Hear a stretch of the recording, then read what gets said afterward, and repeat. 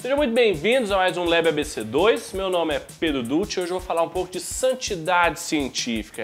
Meu irmãozinho, tem que ser santo também para fazer ciência, então vem comigo que eu vou te mostrar o que significa isso.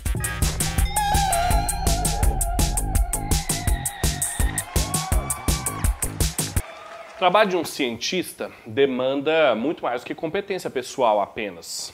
Ele envolve também questões éticas. Todas as vezes em que a gente tem um novo objeto de pesquisa, de estudo, as questões que nós vamos tangenciar ou os dilemas éticos que vão ser levantados a partir daquele objeto dependem do tipo de pesquisa que a gente vai fazer.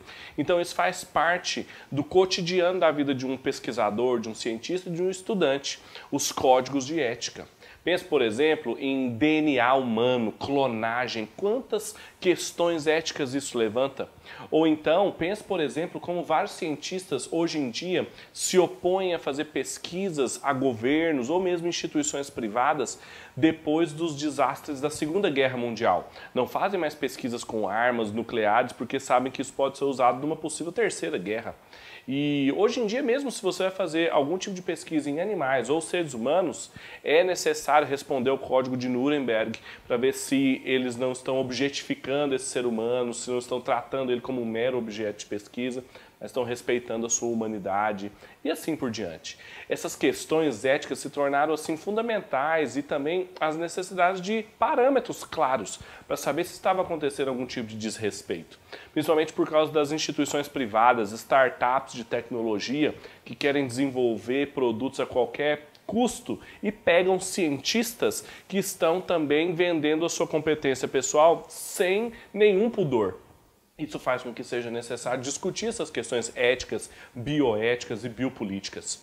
E é nesse ponto que a gente precisa refletir, enquanto cristãos da ciência, o ponto da santidade científica, ou seja, um comportamento que leva em consideração a nova vida em Cristo do cientista e os desdobramentos disso na vida profissional dele. Agora, quando a gente fala de ética ou bioética, não basta só um código de ética que o cientista precisa conhecer e assinar.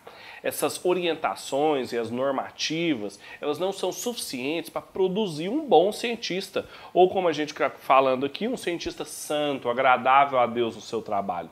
É preciso mais do que isso. Um cientista é um ser de paixões, de vontades, ele não é só um ser de competências. Então, a gente precisa produzir um cientista melhor quando nós estamos falando de ética e bioética. E nesse ponto, a fé cristã, mais uma vez, tem uma grande contribuição para trazer para o mundo científico. Porque a forma como ela encara a ação do Espírito Santo, a obra de Cristo aplicada na nossa vida, produzem homens e mulheres de virtudes que, quando são devolvidos para o laboratório, produzem um tipo de ciência mais responsável, preocupada com os desdobramentos daquilo e os pontos que vão tangenciar aquela pesquisa científica. O grande fator frutífero da ética cristã é que ela não se reduz a uma ética utilitarista, por exemplo, que só está preocupada com a utilidade e a forma pragmática de enxergar. Ela não é meramente uma ética existencial das vidas genuínas ou não. Ela é uma espécie de combinação de várias visões éticas que, mesmo quando são combinadas, não são reducionistas. O cristão sabe apreciar cada uma delas de uma maneira muito equilibrada. Por exemplo, a ética cristã ela tem um forte apelo deontológico. O que é deontologia? Deontologia é um tipo de ética por princípios. Ética que se faz a partir de princípios muito claros, imperativos, categóricos, muito explícitos para quem está agindo. E por que a ética cristã é assim? Por causa das ordenanças criacionais. São ordens, são mandatos culturais, espirituais, sociais, que dão leis muito claras para o ser humano que ele deve cumprir e faz com que a ética cristã seja deontológica. Agora, ela não é só deontológica, não é uma norma abstrata aplicada em qualquer caso. Ela é também uma ética de virtudes, porque aquele assunto que nós tratamos em programas anteriores, do Espírito Santo agindo na vida do cientista, não faz com que ele seja um cumpridor melhor de normas. Ela transforma o cientista num outro tipo de pessoa.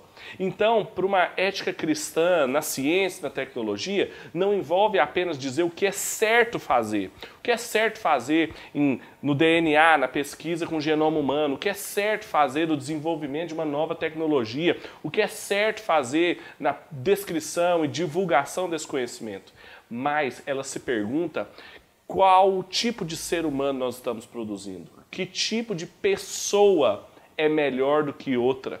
E aí a ética cristã está falando então de tanto utilidade como existência, como princípios. Ela é uma combinação de várias correntes éticas, mas ela não se reduz a nenhuma delas, sendo bastante completa, produzindo padrões e normativas muito claras para um cientista, mas fazendo também, pelo poder do Espírito Santo, que ele seja uma pessoa melhor na prática habitual de respeitar as regras instituídas por Deus.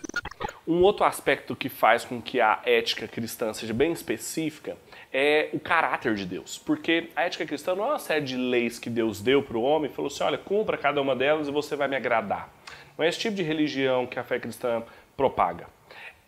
A base fundamental, inclusive das leis dadas por Deus, é o caráter de Deus. Ou seja, nós fazemos determinadas coisas não porque elas são boas, mas porque um Deus bom as prescreveu.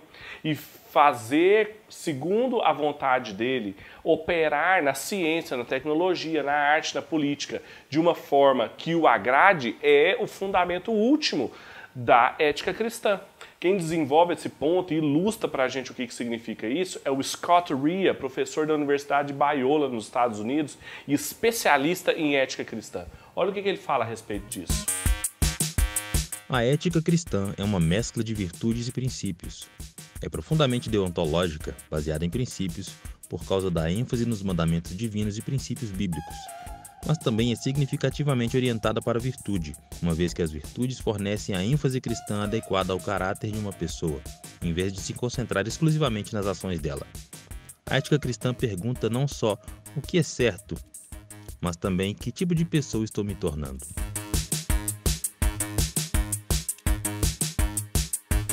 Tudo isso mostra pra gente que a ética cristã também ela precisa ser vivida em relação com Deus. Porque apesar das leis, do caráter de Deus estar impregnado na estrutura do mundo, nós já falamos muito sobre isso, não são leis abstratas, soltas, que podem ser retiradas da realidade por qualquer um. Elas, para serem vividas, precisam ser vividas em relação com Deus, em aliança com Deus que nos faz, pelo poder do seu Espírito, pessoas diferentes, que vivem e executam o seu trabalho de uma forma diferente, que a gente chama de santidade, que é a forma segundo a qual Deus criou aquelas coisas para serem feitas. Aqui, novamente, a gente vê o trabalho do Espírito Santo na vida do cientista, não só produzindo crenças adequadas e confirmando essas crenças no seu coração, mas também fazendo renovação moral desse cientista, produzindo uma pessoa melhor. É por isso, então, que um cristão não pode fazer o seu trabalho científico sem pensar na sua santidade profissional, sem pensar nos valores que vão guiá-lo e que vão mostrar para todo mundo que ele faz ciência de um jeito diferente.